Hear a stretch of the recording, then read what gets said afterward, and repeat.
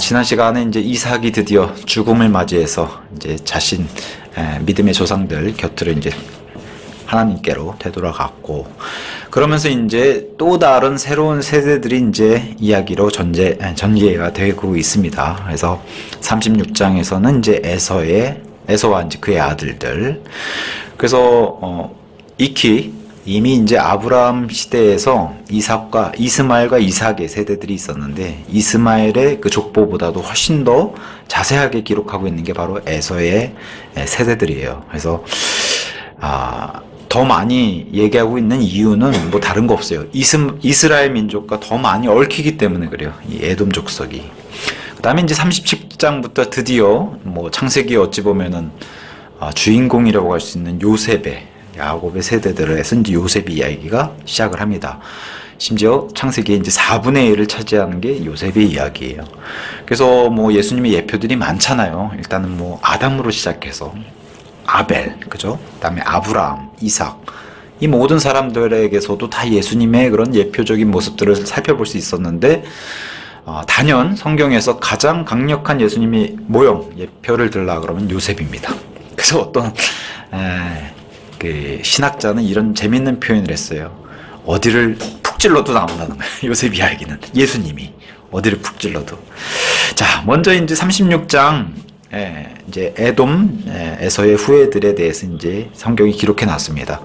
뭐 어느 면에서는 그냥 넘어갈 수도 있는 장이기도 하지만, 또 어떤 면에서는 하나님께서 기록을 꼼꼼하게 해주신 그런 이유가 있기 때문에 36장도 하나님의 말씀으로 귀한 말씀입니다. 다만 이 내용은 다 살펴보고 다 읽진 않겠어요. 그래서 중요한 내용만 살펴보고 이제 37장으로 넘어가도록 하겠습니다. 1절 이렇게 시작합니다. 이제 에서의 세대들은 이러하니 에서는 에돔이라. 시작과 결론을 다 내줬어요. 에서는 에돔이라. 이게 그냥 결론이자 36장에 하나님께서 하시고자 하는 말씀입니다.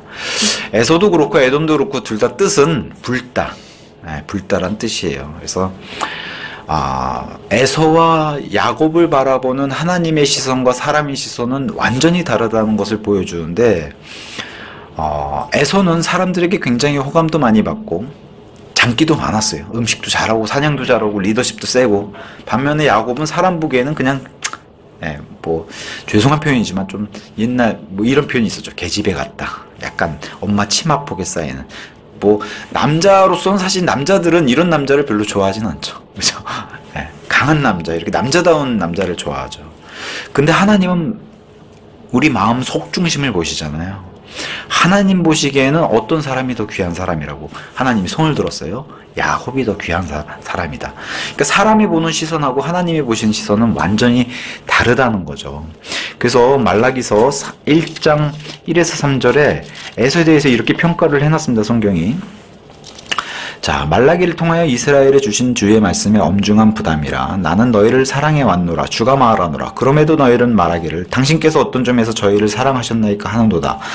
에서는 야곱의 형제가 아니었느냐. 주가 말하노라. 그럼에도 내가 야곱을 사랑하였고 내가 에서는 증오하였으며 광야의 용들을 위하여 그의 산들과 그의 상속자를 황폐하게 하였도다. 성경이 명확하게 하나님은 사람이 보기에는 에서 같은 사람은 하나님이 사랑하셔야지 라고 사람은 그렇게 평가를 해놓지만, 하나님은 나는 에서를 증오했다. 이게 하나님의 보시는 관점이니까, 하나님은 속을 들여다보시니까 속에는 야곱이 하나님을 사랑했지 에서는 하나님을 사랑하는 마음이 없다는 것을 이렇게 성경이 정확하게 얘기를 줍니다. 에서의 실패는 우리는 뭐 성경적으로 봤을 때 이런 거죠. 너무 세상적이에요. 에서는. 그리고 그 세상적이기 때문에 세상과의 타협을 잘하는 사람, 이게 이제 성경이 내놓는 평가고요. 더군다나 여기 지금 에서의 이야기로 시작이 되면서 에서가 결혼 문제에 있어서 사실 하나님을 기쁘게 해드리지 못한 사람이라는 걸 명백하게 드러내는 게, 가나안의 딸들 2명을 취했고 이스마엘 딸 1명, 이렇게 해서 3명의 아내들이 이제 나오는 게 2절과 3절의 시작입니다. 여기 지금 36장에도 나오지만 익히 28장에서 벌써 아버지 이삭을 기쁘게 해주지 못하는 그 아내의 이야기가 먼저 등장해요. 에서의 입장에서는 가나안의 딸들을 취한 것을 이렇게 해서 결혼을 해보니까, 물론 여인을 데려서 부모님도 실망도 엄청나게 시켜드렸겠죠. 그렇게 해서 가나안 딸들을 데려와 보니까 부모님이 싫어하는 모습을 보고 대한점으로 찾은 게 이제 이스마엘의 딸을 찾은 것을, 근데 그것도 부모의 성에는 차진 않았죠. 물론 하나님이 원하시는 그런 딸도 아니었고요. 자, 여기서 이제 주목할 만한 인물이 바로 아홀리바마라고 하는 이 에서의 아내가 등장하는데, 아홀리바마 좀 이따 이제 더 자세하게 살펴보겠지만, 아홀리바마라는 5절에 등장합니다. 아홀리바마. 그래서 이 에서의 여인 아내 가운데 이제 호리족 그리고 세일 사람, 호리족 세일 다 같은 지역과 그 민족을 뜻하는데, 호리족 쉽게 말해 거인의 혈통을 가진 후손이에요. 거기에서 나온 여인을 아내로 삼은, 더군다나 이 지금 아홀리바마라고 하는 이름의 뜻 자체가 산당의 장막이에요. 그래서 어떤 학자는 이 아홀리바마는 그냥 여인이 아니라는 거예요. 이 여인은 족장의 딸이자, 리더의 딸이자, 더군다나 그 당시에 제사장 역할을 하는 여사제였을 것이다. 그럼 뭐 그 당시에 가나안 이 땅의 이 제사라고 하면은 다 이 남녀의 그냥 능욕적인 그 몸을 섞어서 하는, 그게 이제 나중에 그리스 로마 시대까지도 그게 전달이 되잖아요. 그런 식의, 그게 다 이제 가나안의 제사 문화인데, 그런 출신이라는 거예요, 이 여인이. 그런 여인이 에서의 마음을 사로잡아서 에서조차도 쥐락펴락. 나중에 뒷부분에 가면은 이 아홀리바마는 여자 족장으로 등장해요. 여자 족장. 그 정도로 우두머리 쓰는.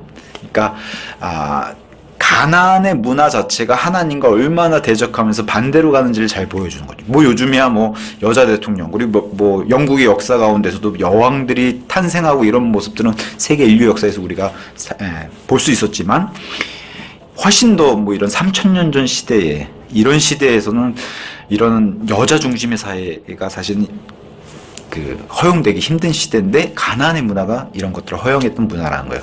반대로 지금 하나님이 끌어가시는 역사 가운데서 이스라엘 문화는 어떻게 북의 사회죠. 아버지가 남자가 끌고 가는 그거랑 정면으로 충돌하는 게 바로 이렇게 여자들 리더가 되는 이런 모습들을 이런 호리족 속 이런 사람들이 보여줬다는 겁니다. 그래서 이 호리족 속에 아낙 족속, 그러니까 다 거인 족속이에요. 아낙, 뭐 삼숨, 그죠? 여기 호리족. 그래서 사실은 노아의 홍수 심판이 일어난 첫 번째 이유, 사람들이 약해서요? 물론 그것도 맞아요. 그게 우선적인 목적이 아니었던 거예요. 가만히 놔두면은 지금 하나님의 아들들인 천사들이 타락해가지고 다 사람의 딸들을 취해서 DNA를 섞어버리니까, 그렇잖아요. 이상한 거인들이 자꾸 탄생하는 이런 일들이 벌이고, 그게 사실은 사탄이 원하는 일이었어요. 그래야만 메시아가 오지 않으니까. 이 땅에는 사람의 씨들을 다 그렇게 바꿔버리면 되는 문제였기 때문에 하나님이 할 필요성을 느끼고 노아의 청소의 첫 번째 목적으로 그 하나님의 아들들의 타락, 그 다음에 이제 사람들도 너무 마음속에 어렸을 때부터 마음속으로 생각하는 게 너무 악하니까, 사악함에 따라서 이제 같이 홍수 심판으로 청소를 하셨어요. 그럼에도 불구하고 홍수 이후에도 계속해서 이렇게 거인족들이 끊어지지 않고 계속 이어져 내려왔다는, 그래서 그 가나안 땅에 살고 있는 거인족들이 계속해서 존재하고 있고, 심지어 이스라엘 민족이 광야에 생활하다가 가나안 땅 들어갈 때까지도 있었죠. 그래서 그 거인이 무서워가지고 하나님을 배반하고, 하나님을 뭐랄까요, 불평을 늘어놓는 10명의 사람은 가나안 땅에 못 들어가고, 우리가 익히 알고 있는 여호수아와 갈렙만 들어가게 되죠. 그 거인을 보고 두려워했던 사람들이 그렇게 해서 들어가지 못한, 그 정도로 이 가나안 땅에 거인 족속이 있었는데, 거인 족속의 혈통이 바로 이 호리족, 이 여인, 그 여인이 바로 주목할 만한 아홀리바마라는 여인이 등장하게 됩니다. 자, 그러면서 이제 야곱과 이제 동떨어진 에서의 후손들과 에돔 족속이니까, 에서는 야곱과 이제 더 이상 교제를 하지 않고 야곱과 떨어진 지방으로 이제 그 선택한 지방이 바로 세일. 그래서 가나안 땅에서 멀어지는 그 일들을 이제 보여주면서, 마치 지난날에 아브라함과 롯이 헤어졌던 그런 장면이랑 비슷해요. 서로의 목자도 많아지고 재산도 불고, 심지어 에서도 뭐 강력한 리더십도 그렇지만 에서 역시도 뭐 좀 약간 그런 모습이 없잖아 있어요. 아버지 이삭에게 붙잡고 장자권이 저한테 줄 복이 없습니까? 붙잡았는데 마치 복을 짜내가지고 준 것 같은 그런 느낌이 들잖아요. 에서에게는 이미 다 야곱에게 다 복이 가버려가지고. 근데 이제 에서에게도 복을 그래도 빌어줬죠. 축복을 해줬죠. 이삭이. 그래서 이 땅에서 복을 많이 받은 걸로 여기서 등장해요. 그래가지고 더 이상 목자들도 많고 가축이 많기 때문에 같이 거할 수 없는 상황이 되니까 이제 야곱과 동떨어진 것으로 이제 행보를 하는 이런 모습 보입니다. 근데 이제 영적으로는 좀 큰 문제가 등장해요. 이렇게 하나님의 사람들과 교제가 멀어지면, 멀리 떠난 거예요, 에서는. 멀어지면은 얼마나 세상적으로 금방 타락하게 되는지 보여주는 게 바로 에서와 에돔 족속의 모습을 통해서 보여주는 겁니다, 성경이요. 예.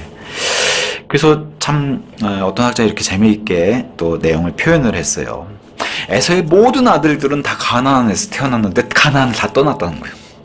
반대로 야곱의 아들들 가운데서 딱 한 명, 베냐민을 제외하고 나머지는 가나안 땅 밖에서 다 태어났는데 오히려 야곱의 아들들은 다 가나안에서 거하고 있고, 참 묘하다, 이제 이렇게 표현을 했습니다.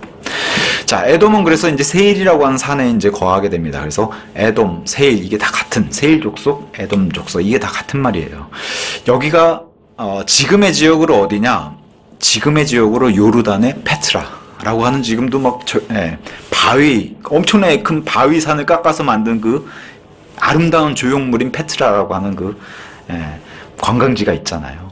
거기가 바로 에서가 선택한 자기의 거할 곳이라고 이제 얘기하는 겁니다. 그래서 이 지역에 갔더니 이 지역에 누가 있었어요? 호리 족속이라고는 거인의 혈통이 있었어요. 근데 신명기 2장 12절에 가서 보니까 모세의 기록에 따라서 이 호리족을 멸한 족속이 바로 에돔 족속이 호리족을 멸했을 정도로, 그러니까 에돔 족속도 엄청나게 강한 거죠. 거인 족속을 멸할 정도로.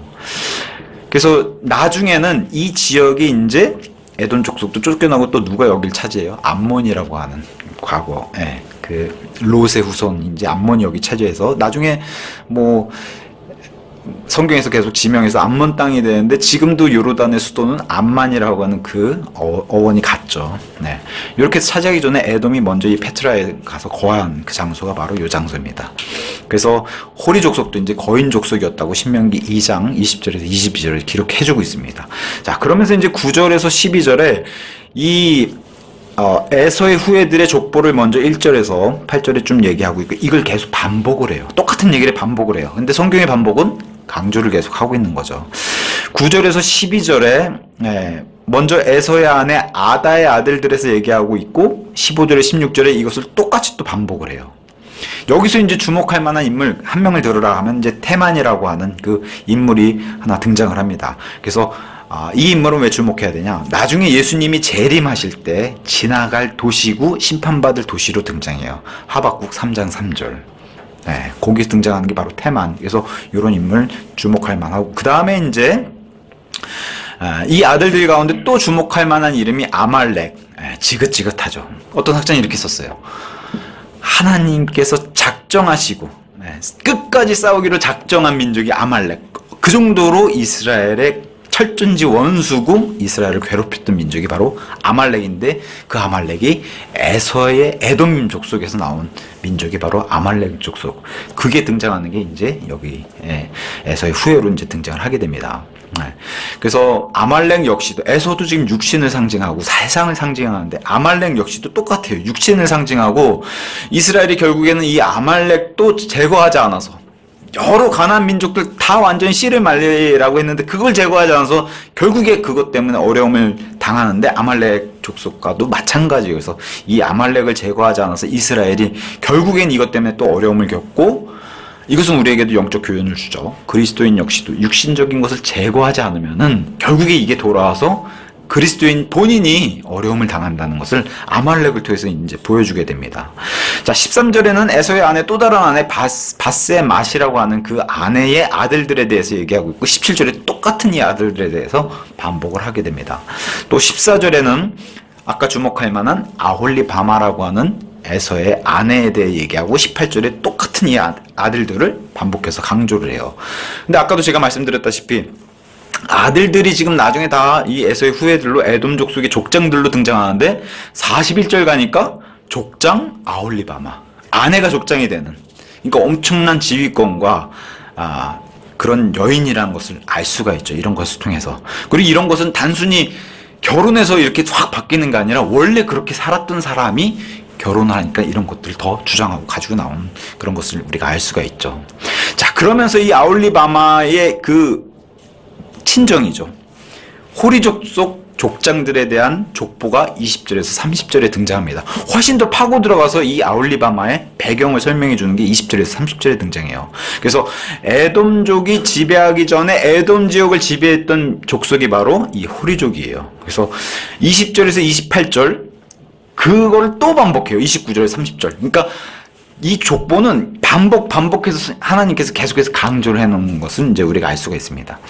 호리족은 이미 창세기 14장 6절에 등장하는 그런 이름으로 등장했어요. 그래서 호리족 뜻 자체가 구멍, 동굴을 뜻하는데 그게 지금의 이제 페트라 지역하고 정확하게 맞아 들어가고 있는 그 페트라와 관련돼 있는 그 어원에서 우리가 찾을 수가 있고, 그래서 이 아올리바마라고 하는 이 에서의 아내의 족보를 보여주면서 에돔 족속이 어디랑 섞였다는 거예요? 호리 족속, 이 거인의 혈통하고 섞여서 더 이상 하나님의 사람들이 아니라 하나님의 사람들과 심지어는 교제에서 떠나서 완전히 세상적으로 타락한 그런 족속의 관계로 발전하는 것은 이제 여기서 여실히 보여줍니다. 또 하나 붙는 게 어떤 호칭이 붙어요? 멸망한, 이렇게 해서 이제 멸망하는 민족이 됐다는 것을 성경이 보여줍니다. 자, 뜻하지 않게 재밌는 표현 하나가 이제 있는데 이것만 좀 짚고 넘어갈게요. 24절에 보면은 다음으로 이들은 지브온의 자식들이니 이제 아올리바마의 할아버지와 아버지의 이름이 등장하는 게 이제 지브온, 그다음에 야자와 아나돌이다. 이렇게 이제 얘기하면서 이자는 그가 자기 아버지 지브온의 나귀들을 먹일 때 광야 가운데서 노새들을 발견한 그 아나였더라. 갑자기 족보 얘기 나오다가 나귀들을 먹이려고 가는 사이에 이제 노새들을 발견한 이상한 얘기가 여기서 대뜸 튀어나와요. 근데 이제 우리 킹제임스 성경에 노새들로 돼 있는데 개역 성경은 이게 온천으로 돼 있어요. 그러니까 사람들의 뜻은 사람들이 보기에는 그래 뭐 나귀나 노새나 비슷한 짐승이니까 나귀 먹이려다가 노새 발견한 게 뭐가 대단한 일이야. 온천이 맞겠다 해서 막 쾌재를 부르고 박수 쳐준단 말이에요. 근데 우리 킹제임스 성경은 노새라고 명확하게 돼 있어요. 물론 이것에 대해서 이게 어떤 뜻을 가지고 있는지 명확하게 이렇게 딱 해석을 해놓는 사람은 없는 것 같아요. 다만 왜 뜬금없이 여기서 이런 내용을 해놨냐, 저 개인적으로도 그렇고 어떤 학자가 이런 얘기를 했어요. 내용도 내용이지만 하나님께서 노새라 그러면 노새로 우리가 알아야 된다라는 거예요. 이걸 온천으로 뭐 히브리 말이 이래서 온천으로 바꿔놓은 것은 위험한 해석이고 위험한 번역이라는 거예요. 왜 그러냐, 이 세상 모든 성경이 다 온천으로 바꿔놨기 때문에. 그래서 이 구절을 통해서 우리가 내용은 왜 이런 내용이 툭 튀어나오는지 모르겠지만 그럼에도 이 구절이 상징하는 바가 있죠.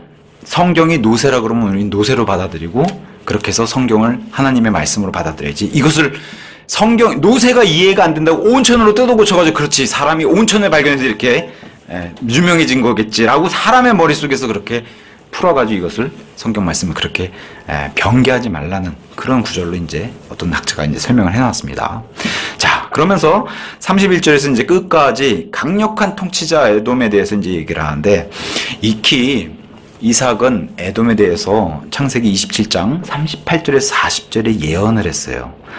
칼을 의지하면서 살 민족이다. 너는 칼을 의지하면서 살 것이다. 이제 이삭이 예언인데 그 예언 그대로 에서는 그의 후손 에돔은 칼을 의지하면서 사는 강력한 민족이 됐고, 왕이 없었던 시절에도 족장들 사이에서 왕들과 같은, 그러니까 많은 부족들을 거느린 왕들과 같은 그런 존재를 이제 표현을 해놨습니다.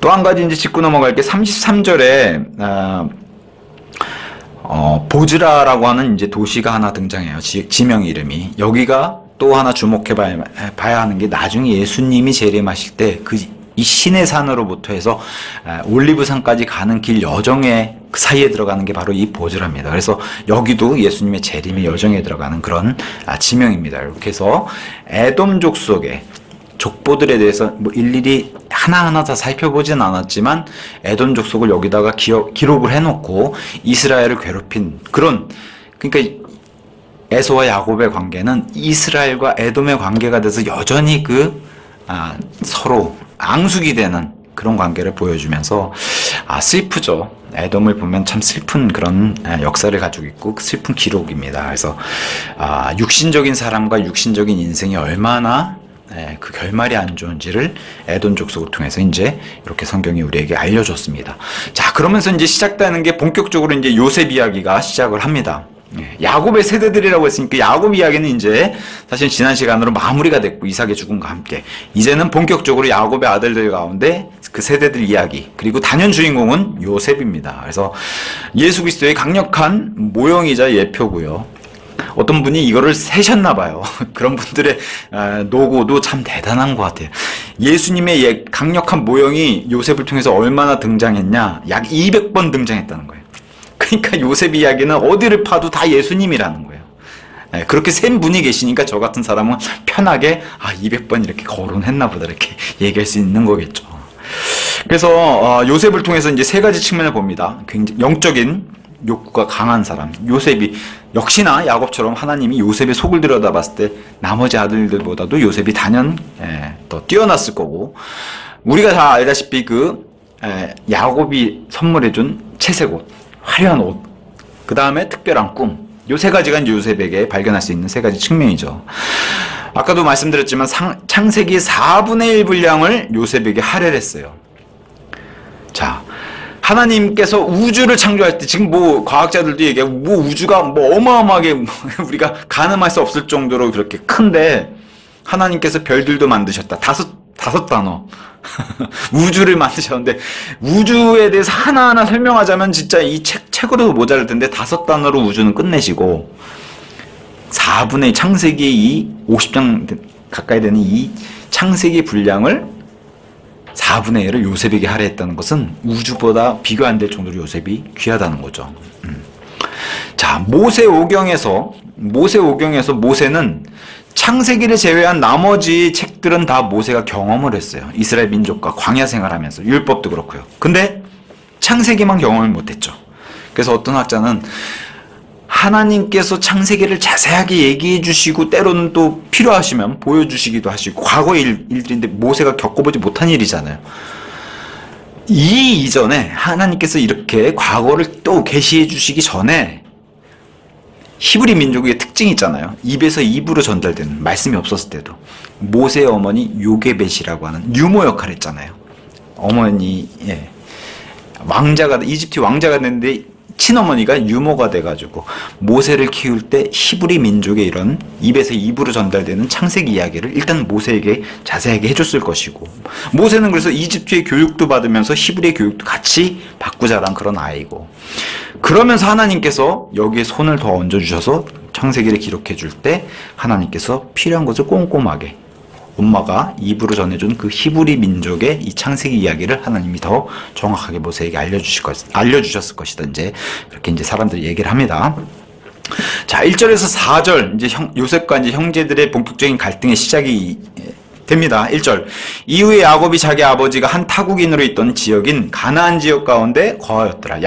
에서는 떠났고요. 야곱은 이제 약속의 땅 가나안 땅에 있었는데, 성경이 재밌죠? 표현을 타국인으로 있던 가나안이라는 표현을 썼어요. 아니, 하나님께서 주신 약속의 땅인데 이 땅은 주인이 야곱 아닌가요? 아직 아니라는 거예요. 그래서 이 본격적인 이 말씀이 분명히 약속하셨는데 이 말씀의 성취가 언제 이루어지냐? 우린 다 알죠. 이게 나중에 천년왕국 때 예수님이 이 땅을 통치하실 때 같이 야곱에게 영원 무궁토로 야곱의 땅이 되는 그 약속의 땅이라는 걸 알고 있지만, 성경이 여기 창세기도 그렇고요. 2000년 전에 예수님 오셨을 때도 이스라엘 땅, 그때도 마찬가지였고, 아직은 타국인처럼 머무는 그런 땅이다라고 이제 돼 있습니다. 그래서 정당한 상속자임에도 불구하고 하나님과 함께하는 그런 통치자로서는 그렇게 거한 건 아니다라고 성경 스스로가 얘기해주고 있고, 타국인이라는 거예요. 자국인이 아니라. 자, 그래서 나중에 이제 예수님이 재림하시고 나서 다스릴 때, 그때 이제 야곱의 약속의 그 땅이 이제 빛을 발하게 되죠. 그때는 뭐 지금과 비교 안 될 정도로 훨씬 더 광범위한 땅을 주시는 거예요, 하나님께서. 이것은 예수님의 예표로도 이제 잘 보이죠. 예수님이 이 땅에 심지어 헤롯 왕에게 와가지고 사람들이, 동쪽에서 온 지혜자들이 뭐라 그랬어요? 유대인들의 왕으로 태어나신 분이 어디 계시냐? 이렇게 얘기했는데, 예수님이 왕으로 오셨는데도 왕으로 받아들이지 않았죠. 심지어 그분의 백성이, 요한복음 1장 10절, 심지어 그분의 백성이 예수님을 받아들이지 않았다. 자신의 것인데도 받아들이지 않았다. 이렇게 얘기를 합니다. 그래서 여기 지금 37장 시작이 야곱으로 시작했어요. 하나님께서 이스라엘이랑 이름을 주셨음에도 불구하고 야곱으로 부른 이유는 여전히 야곱으로 살고 있다는 것을 강조하는 겁니다. 성경이. 그래서 이스라엘이라는 이름은 가지고 있지만 여전히 야곱으로 살고 있고 지금도 야곱으로 살고 있다는 거죠. 가나안 땅에 지금도 팔레스타인 땅에 살고 있는 이스라엘은 정식 이스라엘이 아니라 야곱으로 살고 있다는 거예요. 진짜 이스라엘은 언제 시작해요? 천년왕국 때. 그때 진짜 이스라엘이 온 세상 민족의 우등선 그런 민족이 된다라고 성경이 얘기하고 있습니다. 자, 그러면서 2절에 이들은 야곱의 세대들이라 17세가 된 요셉이 자기 형제들과 함께 양떼를 먹이고 있었더라. 그런데 그 소년이 자기 아버지의 아내인 비라의 아들들과 함께 있었고 또 다른 아내인 질파의 아들들과 함께 있었는데 요셉이 자기 아버지의 그들의 나쁜 행실에 대한 보고를 가져왔더라. 참 어떤 학자가 이런 표현했어요. 요셉은 외로운 소년이다. 외로운 소년. 일단 어린 나이에 어머니를 잃었죠. 그죠? 어린 나이에 어머니 10대 때잖아요. 그때 잃었고 가족과의 갈등, 외할아버지 라반의 이야기, 자기 큰아버지 에서의 이야기 이런 혼란스러운 이야기를 겪으면서 여기다가 형제들하고의 갈등 이런 외로움을 겪은 그런 사람이 바로 요셉이었다. 어릴 때부터. 그럼에도 지금 요셉이 어떤 일을 하는 사람이라고 설명하고 있냐? 요셉은 목자였대. 양을 치는 목자. 그래서 여기서도 지금 예수님의 예표로 이제 등장하게 되고 요셉 주변에 있는 이 형제들 보세요. 성경이 강조하는데 요셉 주변에 레아나 베냐민의 이야기가 등장하는 게 아니라 첩의 아들들이 요셉을 둘러싸고 있어요. 여기 첩의 아들들이 4명 단, 납달리, 갓, 아셀 첩의 아들들. 이 첩의 아들들이 뭐 일부러 그렇진 않았겠죠. 뭐 첩의 아들이니까 저를 이렇게는 안 했죠. 근데 묘하게도 첩의 아들들이 지금 요셉 주변에 요셉과 함께 있었다고 얘기하고 그들에겐 나쁜 행실이 있었다고 얘기를 해요. 그걸 지금 야곱인 아버지에게 가서 보고를 한 게 지금 요셉이 이 이야기로 이제 시작을 합니다. 자, 요셉이 입을 닫고 잠잠했으면은 집에서도 행복하게 형들하고 지낼 수 있었을 거예요. 그죠? 얘기 안 하면 되는 거였어요. 근데 하지만 보고를 했어야 하고 그것 때문에 지금 형제들이 미움을 사게 됐는데 어떤 분들은 해석을 이렇게 해요. 아유 요셉 저렇게 얄미운 행동하니까 미움 살만한 짓을 했지 라는.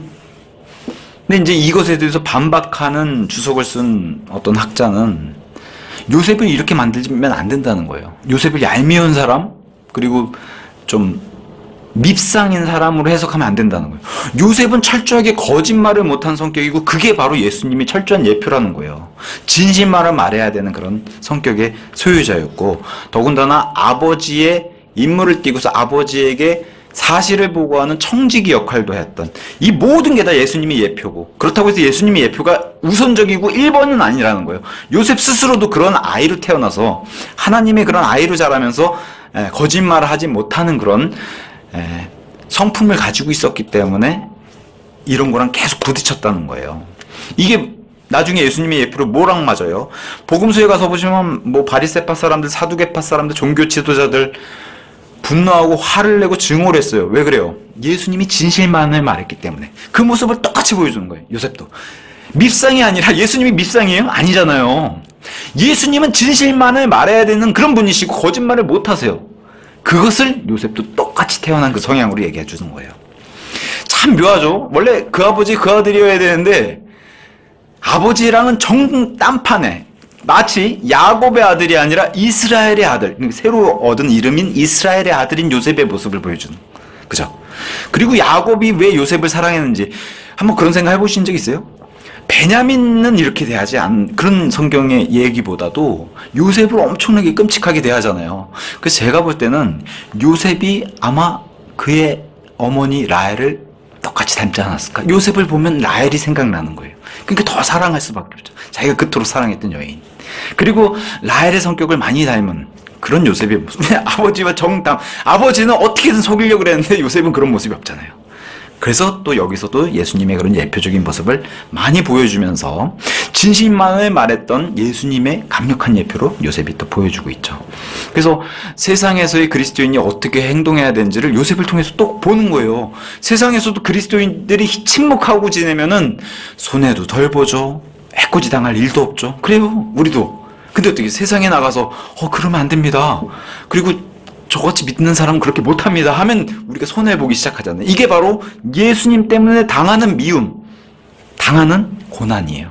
우리가 입을 닫으면은 요셉도 뭐 그럴 필요가 없었을까요? 요셉도 사실은 입 닫고 형들과 잘 지낼 수 있었어요. 그러면 가족에서 가정이 화목하고 문제도 없고 갈등도 없고 그렇잖아요. 형들 나쁜 짓 하고 다 같이 배우고 그럴 수 있었음에도 요셉은 그게 허용이 안 되는 사람이었어요. 예수님도 그게 허용이 안 되는 존재시고 우리 그리스도인들도 그래야 되는데 우리는 얼마나 많은 침묵을 합니까? 나가서 손해본다 그러면 직장 내가 벌어야 되는 뭐 받을 돈 이런 거 손해본다면 입을 닫아버리고 침묵을 해버리잖아요.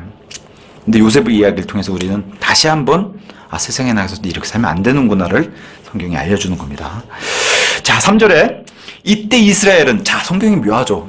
야곱이라고 얘기했다가 여기서 이스라엘이라고 얘기해요. 이스라엘은 자신의 모든 자식들보다 요셉을 더 사랑하였으니 그가 그의 노년에 얻은 아들이었던 까닭이라. 그런즉 그가 그에게 채색 외투 한 벌을 만들어 주었더라. 여기서 이스라엘, 야곱은 옛 육신의 이름, 옛 사람의 이름이었어요. 여기서 새로운 이름인 이스라엘을 드러냈어요. 왜 그래요? 사랑하는 아들에 대해서 언급하기 때문에 하나님께서 여기서 기록자가 하나님이시잖아요. 그러니까 하나님이 성경을 기록할 때 여기는 이스라엘을 써야 돼요. 왜 그래요? 예수님의 또 강력한 예표가 되니까 하나님 아버지가 가장 사랑하는 아들 얘기랑 연관이 있으니까 여기서 이스라엘이라는 이름을 여기서 이제 쓰시는 겁니다. 자, 그러면서 아버지 하나님과 아들 하나님의 예표도 되죠. 야곱이 끔찍하게 사랑했던 요셉, 하나님 아버지가 끔찍하게 사랑했던 가장 사랑받는 아들인 예수님. 그래서 복음서에 침례자 요한의 침례를 받고 성경이 3번이나 못을 봐서 기록해 놓죠. 나의 사랑받는 아들이라. 하늘로부터 나오는 음성이 그랬어요. 예수님 변형산에서 미리 부활의 모습을 보여주셨을 때도 베드로, 야고보, 요한이 다 들을 정도로 뭐라고 했어요? 나의 사랑받는 아들이라. 이 표현이 굉장히 많이 나요. 심지어 이 표현은 베드로가 나중에 다시 베드로서에 기록을 했죠. 변형사에서 들은 나의 사랑받는 아들이라. 내가 똑똑히 들었다. 그 정도로 우리 하나님 아버지가 가장 사랑하시는 분이 아들 예수님이세요. 저와 여러분은 아들들이지만 덜 사랑하시는 거예요. 이건 명백합니다. 가장 사랑하시는 분은 예수님이세요. 그것처럼 여기 지금 11명의 아들이 있는데 그 중에서 단연 요셉을 가장 사랑한, 여기서 그래서 이스라엘이라는 이름을 쓰신 거예요. 자, 그러면서 4절에 동일한 얘기합니다.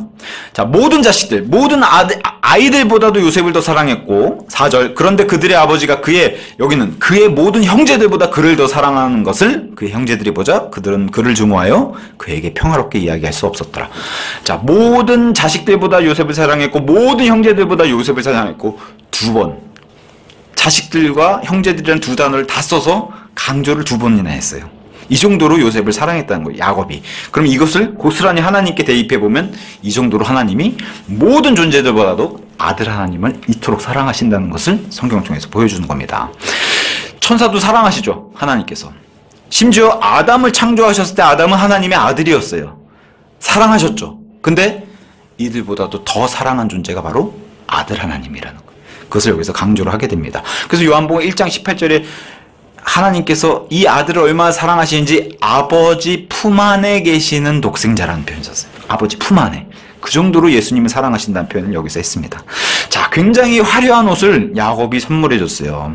이것 때문에 갈등의 발단이죠. 왜냐면 아버지가 노골적으로 요셉을 사랑하시는데 그것을 적나라하게 드러내는 게 바로 이 화려한 옷으로 드러나 버렸어요. 마음속에 감춰둘 수 없는 야곱의 사랑이 표현된 게 바로 이 채색 외투로 표현이 돼 버렸어요. 그래서 이 표현 자체가 이 옷에 상징하는 게 바로 믿음의 조상의 자격도 여기 들어가게 되고, 또 제사장, 그 다음에 상속자의 우선권, 이게 나중에 말씀에 성취가 되잖아요. 요셉이 장자권을 가져가게 되는, 그래서 2배의 몫을 요셉이 챙기게 되죠.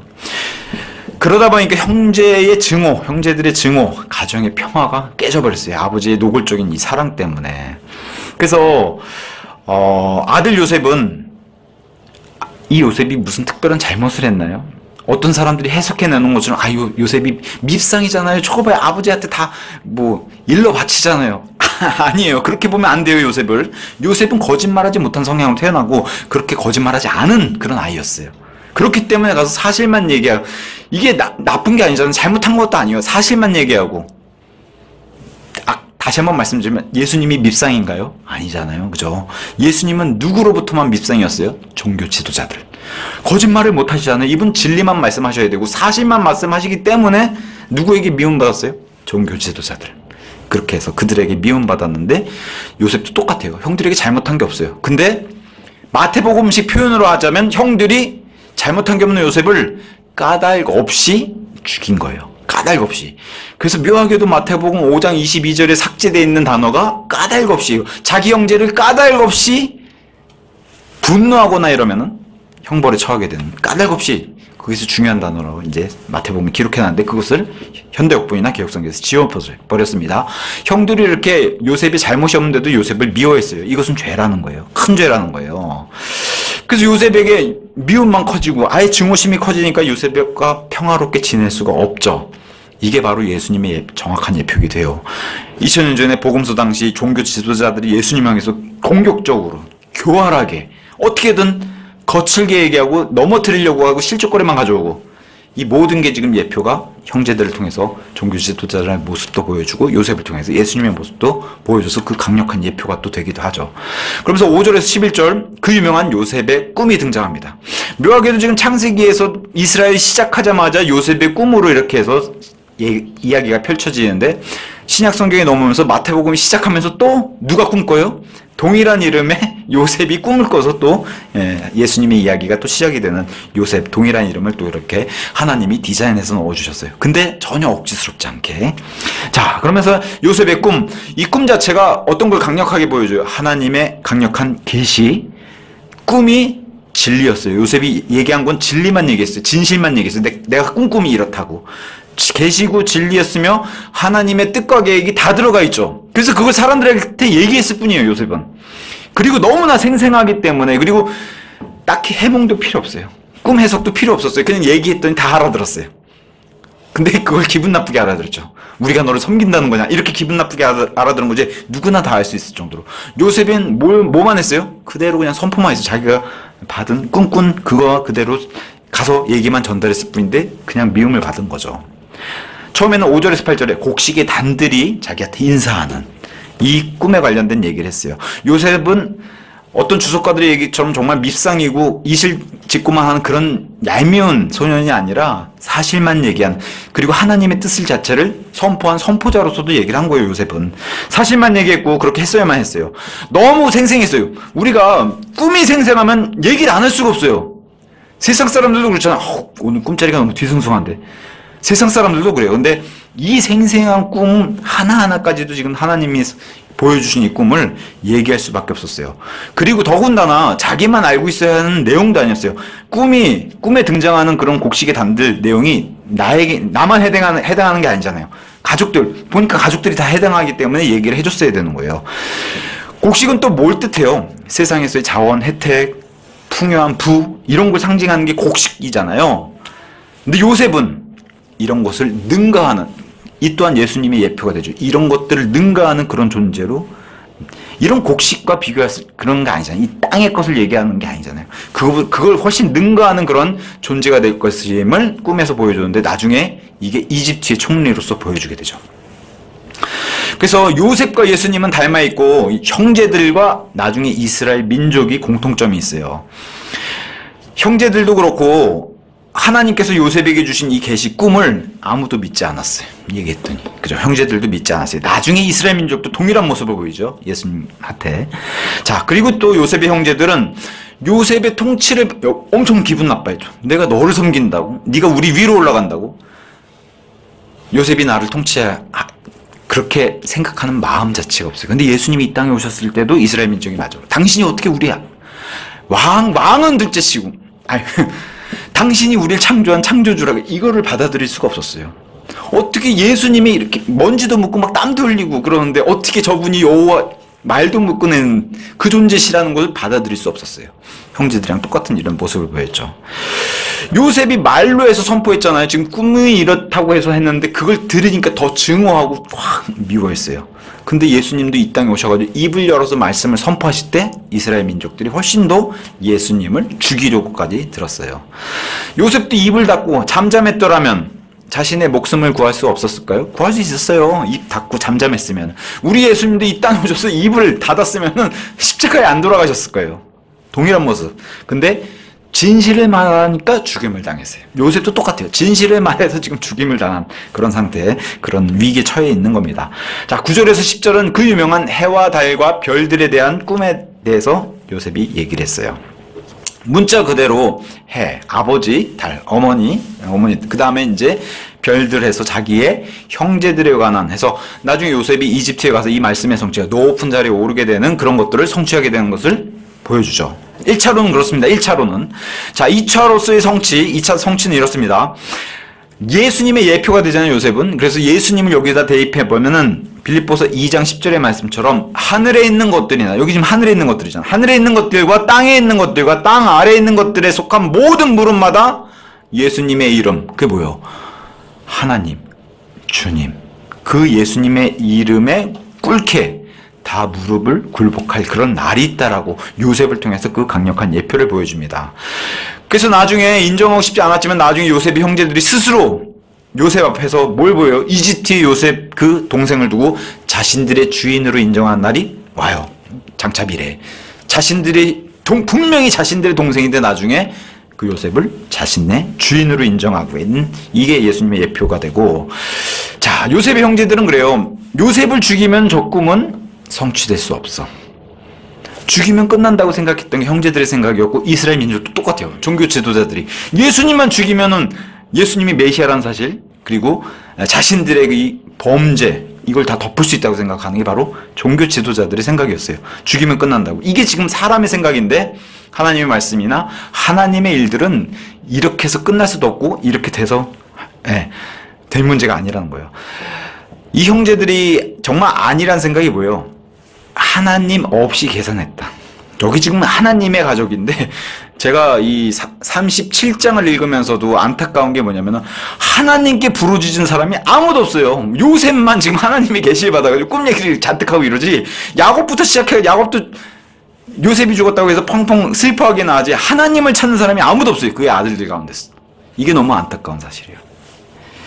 그래서 아마 하나님은 속중심을 들여다보고 요셉을 높은 데로 쓰시지 않았을까 그렇게 생각을 합니다. 자, 그러면서 이 해와 달과 별들에 대한 이 얘기는 계시록 12장에 가서 이스라엘을 이렇게 표현을 합니다. 사도 요한을 통해서. 그래서 계시록 12장은 다른 내용으로 벗어날 필요가 없는 거예요. 이스라엘이, 그 여자가 이스라엘이고 이스라엘이 남자 아이를 출산하는데 그게 예수님 메시아고, 다른 데로 벗어날 필요가 없어요. 이 요셉의 꿈과 연결되기 때문에. 자, 그러면서 이제 야곱이 여기서는 책망을 해요, 요셉을. 그러니까 마치 너는 얘기할 필요도 없는 것까지 왜 아빠한테 와서 얘기를 하니? 꼭 이런 책망같이 들리는데 이건 역시도 예수님의 강력한 예표라는 거예요. 왜 그래요? 여기서는 야곱의 모습에서 누구를 보냐? 이스라엘 민족 지도자들. 민족 지도자들이 와가지고 예수님을 책망했잖아요. 네, 말씀 전할 때 그거랑 닮아있는 모습을 보이면서 11절에 그러면서 이제 위태한 일이 생깁니다. 그리하여 그의 형제들은 그를 시기하였으나 그의 아버지는 그가 한 말을 주시하였더라. 자, 시기를 했어요. 시기는 곧 굉장히 안 좋은 거예요. 질투랑 다르게 시기는 죽이는 겁니다. 마음속으로 죽이는 거예요. 그리고 실제로 형제들이 죽였죠. 시도를 했죠. 그래서 시기는 죽이는 건데 이게 마음속으로 벌일 수 있는 아주 악한 죄라고 성경이 얘기하고 있는데 유대인들도 예수님 오셨을 때 똑같았어요. 마태복음 27장 17절 18절에 유대인들의 마음속에 그들의 의견을 물어봤을 때 예수님에 대해서 이렇게 답을 했습니다. 자, 그러므로 그들이 한데 모였을 때 빌라도가 그들에게 말하기를 너희는 내가 누구를 너희에게 풀어주길 원하냐, 바라바냐 아니면 그리스도라고 불리는 예수냐 하였더라. 이는 근데 유대인들 보세요. 그들이 그분을 시기함으로 마음속에 죽이고 싶었어요. 시기함으로 넘겨주었음을 그가 알았기 때문이라. 그래서 누굴 택했죠? 바라바를 택했어요. 근데 지금 여기 야곱은 이걸 잊지 않고 주시했어요. 나중에 마리아도 이와 동일한 태도를 보이죠. 예수님 12살 예수님이 6월절에 명절에 예루살렘 갔다가 예수님만 두고 왔다가 다시 이틀길을 되돌아가고, 그래서 엄마 아빠가 걱정했잖니 이랬더니 막 나의 아버지를 막 이런 얘기를 이제 성경에서 박사들과 논하는 이런 장면을 보죠. 그 장면을 통해서 엄마 마리아는 마음속에 그것을 간직해뒀다고 돼 있어요. 여기 야곱처럼 그러한 태도를 보였죠. 한 번은 좀 이런 생각을 해봤어요. 분명히 내 아들이고 마리아는 더 했을 거고 요셉 입장도 참 애매했을 것 같아요. 마리아는 알잖아요. 이 아들이 어떻게 임신을 하고 그 가브리엘 천사를 통해서 계시를 받고, 자, 나의 아들이자 하나님이에요. 그런 생각 해보셨어요? 엄마로서 내 아들인데 하나님이에요. 근데 더군다나 성경에서 나의 아버지는 하나님이시다 이런 모습을 12살짜리 애가 얘기하면 엄마 입장 어떻게 하겠어요? 평소에는 얘 예수야 하고 이렇게 대했다가 이런 모습 할 때는 아이고 하나님, 마음이 엄청 심경이 복잡하지 않았을까요? 그런 생각 해보셨어요? 전 그런 생각 해봤어요. 야, 참 어렵겠다. 때로는 어렵겠다. 분명히 내 육신의 아들인데 하나님이에요. 그죠? 그런 생각도 이제 잠깐 해봤습니다. 자, 12절부터 이제 끝까지 요셉이 이제 형제들을 통해서 배신당한 일이 이제 벌어집니다. 12절, 13절. 이후에 그의 형제들이 세겜에서 그들의 아버지의 양떼를 먹이려고 갔더라. 그런즉 이스라엘이 요셉에게 말하기를 너의 형제들이 세겜에서 양떼를 먹이지 않느냐? 오라. 그리하면 내가 너를 그들에게 보내겠노라 하였더라. 이에 요셉이 그에게 말하기를 제가 여기 있나이다. 적극적으로 아버지의 명령에 순종하는 요셉의 모습. 이 정도로 요셉은 착한 아들이고 정말 성향이 정말 하나님의 이런 아이들은 이렇게 키워야 될 정도로 요셉이 그런 모습을 보여요. 당연히 우리 예수님의 강력한 예표죠. 하나님께서 누가 죄인들을 구원시킬 수 있을까라고 했을 때 아들 하나님께서 제가 여기 있나이다. 이런 순종의 모습을 보였던 게 바로 요셉입니다. 순종의 모습. 자, 자기의 형제들이 자기를 미워하죠. 뻔해요. 요셉이. 그런데도 가는 걸 두려워하지 않잖아요. 우리 예수님도 동일했다는 거예요. 이스라엘 민족이, 저 민족이 내 백성이 나를 죽일 걸 알아요. 그럼에도 내려가요. 이 땅으로. 예수님께서 그렇게 내려오시죠. 죽을 것을 알면서도 내려오고 고난받을 것을 알면서도 내려오고 해서 아버지의 명령에 자원해서 순종한 예수님에 대해서 예수님이. 그래서 예수님의 목숨은 사람이 취할 수 없다는 거예요. 내가 내려놓는 거다. 이렇게 얘기하죠. 요한복음 10장 17절에 18절. 내 목숨은 내가 내려놓는 거지 사람이 하나님의 목숨을 취할 수 없다는 거예요. 그럴 능력도 안 되고요. 심지어는 그래서 십자가의 이 고난을 기쁨으로 받아들이신 분이 예수님이시라는 거예요. 자, 그러면서 헤브론에서 이제 세겜으로 보냈어요. 거리는 약 100km에 달하는 그런 거리라고 얘기를 합니다. 자, 가장 사랑하는 아버지를 떠나서 자신을 증오하는 형제들에게 가는데 이게 예수님과 똑같죠. 저 셋째 하늘에서 하나님과의 그런 친밀한 교제를 하시는 분이 자신을 증오하는 죄인들에게 내려오신 예수님의 모습을 동일하게 보여줍니다. 세겜이라는 장소는 지금 양떼를 치러 지금 형제들이 와 있는데 나쁜 기억의 장소예요. 디나 사건이 있었고요. 시몬과 레위가 살해를 벌였던 그 장소가 바로 이 학살의 장소가 셰겜이에요. 좋지 않은 장소죠. 야곱은 이런 생각을 했을 거예요. 내가 요셉을 보내니까 내 아들들이 내 아들을 공경하리라. 어디서 많이 들어본 것 같잖아요. 내 아들은 공경하리라. 이게 하나님 아버지의 바람이었어요. 아들 예수님 보내셨을 때 죄인들이 내 아들은 공경하리라. 근데 어떻게 공경하긴커녕 죽였어요. 지금 그 모습을 보여주는 게 바로 요셉 이야기입니다. 자, 15절에 16절 형제들이 안 보여요. 원래 장소에 갔더니 그리고 나서 어떤 남자가 그를 발견했는데 보라 그가 들에서 요셉이 헤매고 있으니까 그 남자가 요셉에게 무엇을 찾느냐 이렇게 물었어요. 그랬더니 요셉이 저의 형제들을 찾고 있나이다. 당신께 간구하노니 그들이 어디서 양떼들을 먹이는지 저에게 알려주소. 뭐 엄청나게 많은 양떼들을 먹이 있으니까 그 주변에 있는 사람이 쉽게 알았어요. 그래서 어디로 갔다라고 하는 드단이란 장소를 알려줘요. 자기 형제들을 찾아 나선 요셉을 보여주는데 이것 역시도 예수님의 예표라는 거에서 예수님은 이 땅에 오셔가지고 죄인들을 불러 회개하려고 이 땅에 오셔서 죄인들 찾으러 오셨잖아요. 잃어버린 양으로 찾으러 오신 분, 그게 바로 예수님의 모습이고 그 예표가 요셉을 보여주는데 이 형제들이 끔찍한 일들을 벌이죠. 17절에서 20절 살해하려고 하는 음모를 보입니다. 그러자 그 남자가 이같이 말하더라. 그들은 이곳에서 떠났느니라. 도단으로 가자 해서 도단이라는 장소를 알려주고 도단에서 요셉이 형제들을 발견했는데 18절 그런데 그들이 멀리 떨어져 있는 그를 보았을 때 곧 그가 그들에게 가까이 오기 전에 그들은 그를 살해하려고 그를 대적하여 음모를 꾸몄더라. 그래서 조롱까지 하죠. 보라 이 꿈쟁이가 오는도다. 그러므로 이제 오라 우리가 그를 살해하여 어떤 구렁 속에 그를 던지자. 그래야만 우리가 말하기를 어느 악한 짐승이 그를 집어삼켰나이다 하리라. 그런 다음에 우리가 그의 꿈들이 어떻게 될지 알아보리라. 자, 형제들은 요셉 죽이면은 꿈이 줄 알고 이게 사람의 계산이죠. 하나님 없이 하는 사람의 계산으로 킬 이런 단어 죽인 이런 단어를 안 썼어요. 슬레이 잔인하게 죽인다는 거예요. 마음이 그렇게 사악했다는 거예요. 아까 시기라는 단어 그러니까 어떤 분이 표현했어요. 불타는 시기심이라고. 시기의 정의를 잘 보여주는 장면이 바로 요셉과 형제들의 이 사건이요. 시기 마음속으로 죽어라. 그리스도인들도 문제되는 게 뭐예요? 교회 안에 시기심이 있다는 거예요.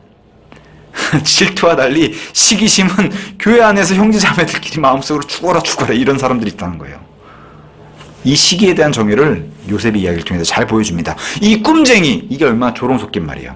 저 멀리서 오는데 형들 그중에 누가 얘기했겠죠. 누구 하나가 저기 요셉이 오는데 저 꿈쟁이 자기들끼리 비아냥거리면서 지금 형제들이 견딜 수 없었던 건 뭐예요? 요셉의 꿈 이야기예요. 아주 못 견디겠어요. 기분이 나빠요. 그것만 생각하면. 이 꿈이 상징하는 게 크죠. 진리입니다. 진리. 사실.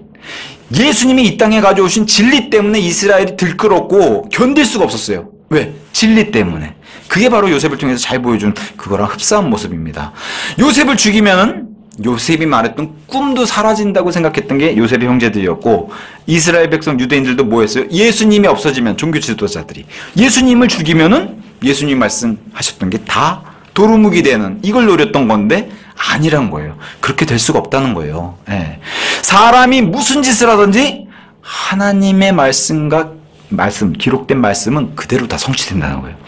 요셉이 이런 일도 아무리 그렇게 해서 계획을 해서 이렇게 음모를 꾸며도 안 된다는 거예요. 결국에는 돌아오는 것은 이들이 굴복해서. 그러니까 주님께 하루라도 빨리 회개하고 무릎을 꿇는 게 이게 현명한 것이지 이걸 빙빙빙 돌려서 형제들처럼 없어지면 안 보시면 이렇게 해서 죄목만 늘려봐야 소용없다는 걸 성경 통해서 보여줍니다. 자, 그랬더니 형제들이 이런 악한 음모를 꾸몄는데 이때 잠시 자리를 비웠던 첫째 아들 르우벤이 나타나가지고 너희 뭐 하는 거야? 했더니 르우벤 21절에서 22절. 그런데 르우벤이 이거 음모를 들었어요. 그랬더니 죽이지 말자.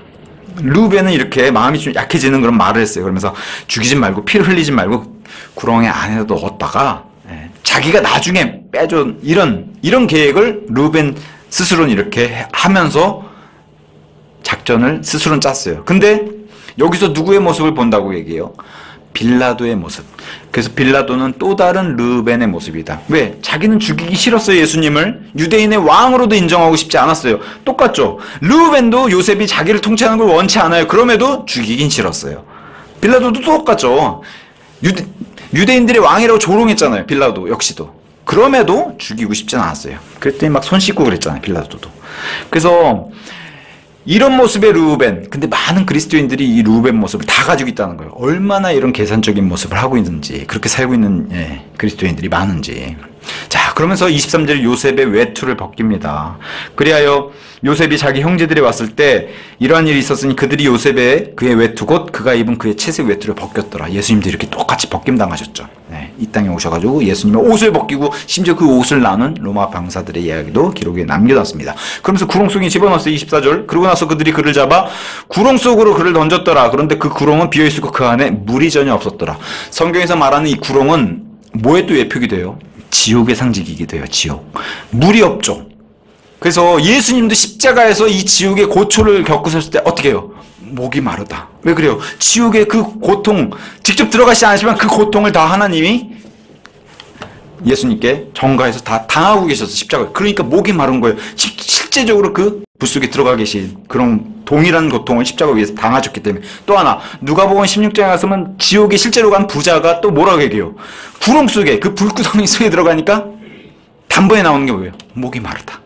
그 얘기를 여기서 이제 예표로 보여주고 있습니다. 자, 그러면서, 자, 25절에 끔찍하고 더 잔인한 것은 요셉을 이렇게 죽일 작정하고 구렁 속에 넣었는데 형제들 보세요. 빵을 먹으려고 앉았더라. 이곳에 사람 죽이기 위해서 옆에 앉아서 아무렇지 않게 배달 음식 시켜 먹는 그런 살인자의 모습 같은 그런 모습을 보여요. 사람이 얼마나 잔인한가. 이스라엘, 하나님의 백성이에요, 이게. 하나님의 백성이라고, 땅의 백성이라고 불린 사람들이 이런 모습을 보인다는 거예요. 이게 사람들이 그들의 마음속을 들여다봤을 때 극도로 사악하다는 표현을 이런 데 쓰는 겁니다. 이런 데. 자, 심지어는 예수님을 죽인 유대인들도 어떻게 해요? 아, 빨리 십자가에 저 처형 빨리 죽이고 우리 유월절 빵 먹으러 가야지. 다음날 유월절이라고 빵 먹을, 그게 더 중요하지. 빨리 죽이고 빵 먹읍시다. 똑같죠. 요셉이 형제들하고 하는 모습이. 자, 그러면서 25절에 28절 요셉을 노예로 팔 음모를 꾸미는 형제들의 모습이 이제 등장해요. 가만히 보니까 그냥 죽여봐야 유익도 없고 남는 것도 없고, 그리고 여기 와서 또 뭐라고 얘기해요? 에이, 요셉도 우리 피부치 형제인데 여기 와서 갑자기 심지어 다 마음속에 다 죽이고 살해할 작전 다 피고, 그래도 여기 와서 또 무슨 욕심까지 부려요? 한 푼이라도 더 챙기는 게 낫지. 그래서 이스무엘이라고 하는 이스마엘의 후손인 아랍인, 그 다음에 미디안 족속, 이것은 아브라함의 또 다른 사라가 죽고 나서 또 얻은 그두라라고 하는 아내가 있죠. 거기 후예가 바로 아들들이 바로 미디안이에요. 이 두 행렬이 같이 왔을 때 이들에게 이집트로 가는 이 행렬에서 요셉을 팔게 되죠. 은하 20개.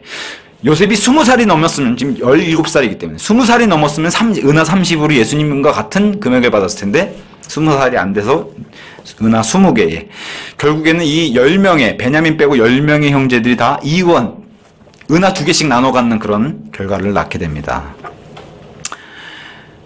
나중에 유다, 우리가 보통 가룟 유다가 하는 유다가 이런 일을 하죠. 은하 30에 예수님을 판. 그래서 요셉보다 더 위대한 분을 노예로 판 사람이 바로 유다였고, 그 예표가 바로 이 형제들의 모습으로 보입니다. 유다는 예수님 팔아먹고 제사장에 가서, 오히려 대제사장에 가서 죄를 고백하고 하나님께 아니고 그 다음에 자살하고, 유다가 안 좋은 모습을 보였죠. 자, 형제들에게 의해서 원수들에게 팔려간 요셉을 보여주면서 예수님의 모습도 예표로 보여줘요. 나중에 이 형제들은 요셉이 왕좌에 앉아서 통치할 때까지 보지 못해요. 우리 예수님 똑같죠. 진짜 왕으로 오실 때까지 이 이스라엘 백성은 진짜 메시아 예수님을 못 봐요. 예수님이 재림하셔야지만 보는 거예요. 이스라엘 백성은. 그 예표를 이제 보이면서 요셉을 다시 만났을 때 형제들은 자신을 낮추고 그에게 절을 해야 되는 모습까지 보이는데, 예수님이 오시면 어떻게 해요? 이 요셉의 일화처럼 예수님 오시면은 이스라엘 모든 민족, 심지어 이스라엘뿐만 아니라 모든 죄인이 다 무릎을 꿇고 예수님을 주님이라고 고백하는 그런 시간이 결국에 온다는 겁니다. 만왕의 왕, 모든 주님 중에 주이시기 때문에. 자, 그러면서 이제 29절에 36절에 이제 이 잔인한 흥정, 어떤 분이 이렇게 표현했어요. 요셉이 가면서 얼마나 절규하고 울고 애원하고 형들에게 그랬겠냐. 이것을 외면하고, 그런 것들 한번 드라마처럼 머릿속에 떠올려 보라는 거예요. 요셉이 살려달라고 그러고 형들에게, 자기 형들이잖아요. 형들에게 외치고 했는데도 형들이 외면하고 조롱하고, 잘가 요셉, 얼마나 그랬겠어요. 그래도 안 죽인 게 다행인 줄 알아? 그렇게 해서 정말 생면부지의 그런 이집트 땅으로 팔려가는 요셉의 모습, 잔인하게 흥정했어요. 돈까지 챙겼고, 아버지한테 가서는 염소 피를 묻혀가지고 이 채색 옷을 아버지에게 돌려주면서 요셉이 이렇게 죽었다고는 거짓말. 근데 참 아이러니하게 야곱이 자기 아버지 이삭을 속였을 때 염소 가죽으로 속였거든요. 엄마 리브가와 함께 염소 가죽을 뒤집어 쓰고 아버지한테 만지라 그러고, 그 똑같은 뿌린대로 거두게 되는 모습을 여기서 야곱이 고스란히 당해서 야곱이 엄청난 슬픔과 함께 이렇게 해서 이 요셉 이야기가 출발을 했습니다. 그래서 에서의 세대들, 야곱의 세대들이 이야기를 오늘 이제 나누는데, 시작부터 뭐 어마어마하죠. 이 요셉의 이야기가. 그래서 요셉의 이야기를 오늘 시작으로 해가지고 앞으로 어떤 일들이 이제 더 펼쳐질지. 근데 이 모든 일들이 다 예수님이 고초를 겪으시니. 그래서 요셉의 이런 절규와 애원, 한번 생각해보세요. 이집트로 팔려가는 절규와 애원에다가 예수님 한번 넣어보세요. 그게 예수님 마음이라는 거예요. 우리가 하나님의 마음을 다 헤아릴 수는 없지만 하나님이 사람이 이해할 만큼의 얼마나 이 절망 가운데 있었을까를 요셉을 통해서 보여주는 거예요. 요셉이 막 외치고 형들에게 살려달라고 그러고, 그게 예수님의 마음이었다는 거예요. 이 땅의 죄인들을 살리고 죄인들에게 죽임당하는 그 예수님의 마음이. 오늘 여기까지 하고 마치도록 하겠습니다.